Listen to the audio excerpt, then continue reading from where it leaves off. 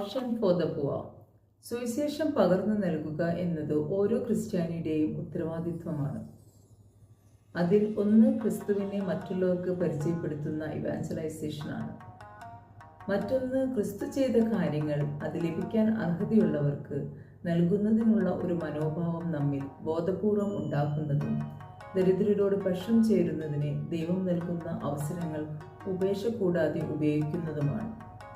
ദരിദ്രരോട് പക്ഷം ചേരുക എന്ന ജീസസ് യൂത്ത് പില്ലർ സമൂഹത്തിലെ പാവപ്പെട്ടവരുടെയും പാർശ്വവൽക്കരിക്കപ്പെട്ടവരുടെയും ആവശ്യങ്ങൾക്ക് മുൻഗണന നൽകേണ്ടതിൻ്റെ പ്രാധാന്യം ഊന്നിപ്പറയുന്ന ഒന്നാണ്. ദൈവത്തിന് ദരിദ്രരോട് പ്രത്യേക പരിഗണനയുണ്ടെന്നും അവരെ പരിചരിച്ചുകൊണ്ട് ദൈവത്തിൻ്റെ മാതൃക പിന്തുടരാനാണ് നാം വിളിക്കപ്പെട്ടിരിക്കുന്നതെന്ന വിശ്വാസത്തിൻ്റെ അടിസ്ഥാനത്തിലാണ് ഇത് സംഭവിക്കേണ്ടത്.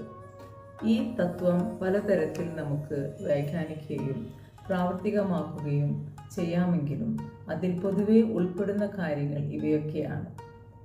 പാവപ്പെട്ടവർക്ക് വേണ്ടി സംസാരിക്കുകയും അന്യായമായ സാമൂഹിക ഘടനകൾ മാറ്റാൻ പ്രവർത്തിക്കുകയും ചെയ്യുന്നത്, വിവിധങ്ങളായ കാരുണ്യ പ്രവൃത്തികളിലൂടെയും പരിപാടികളുടെയും പാവപ്പെട്ടവർക്ക് നേരിട്ട് സഹായം നൽകുന്നത്, വിദ്യാഭ്യാസം, തൊഴിൽ പരിശീലനം, മറ്റ് സംരംഭങ്ങൾ എന്നിവയിലൂടെ സ്വന്തം ജീവിതം മെച്ചപ്പെടുത്താൻ പാവപ്പെട്ട സമൂഹങ്ങളെ ശാക്തീകരിക്കുന്നത്.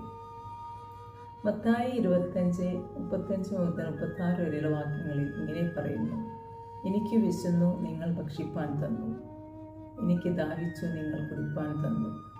ഞാൻ അതിഥിയായിരുന്നു, നിങ്ങൾ എന്നെ ചേർത്തുകൊണ്ടു. നഗ്നയായിരുന്നു, നിങ്ങൾ എന്നെ ഉടുപ്പിച്ചു. രോഗിയായിരുന്നു, നിങ്ങൾ എന്നെ കാണുവാൻ വന്നു. തടവിലായിരുന്നു, നിങ്ങൾ എൻ്റെ അടുക്കൽ വന്നു. ദരിദ്രർക്കുള്ള മുൻഗണനാ ഓപ്ഷൻ എല്ലാ ക്രിസ്ത്യാനികൾക്കും പ്രവർത്തനത്തിനുള്ള ആഹ്വാനമാണ്. നമ്മൾ വെറും ഒരു വ്യക്തികളല്ല, മറിച്ച് വലിയൊരു സമൂഹത്തിലെ അംഗങ്ങളാണെന്ന് ഓർമ്മിപ്പിക്കുന്നു.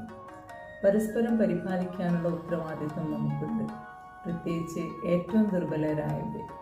ദരിദ്രരോട് പക്ഷം ചേരുക വഴിയാണ് ദൈവത്തിന് ഇഷ്ടപ്പെട്ട രീതിയിൽ ഏറ്റവും നീതിയുക്തമായ ഒരു ലോകം സൃഷ്ടിക്കാനും അത് എല്ലാവർക്കും അനുഭവിക്കാനുമുള്ള സാഹചര്യം സംജാതമാവുകയും ചെയ്യുക.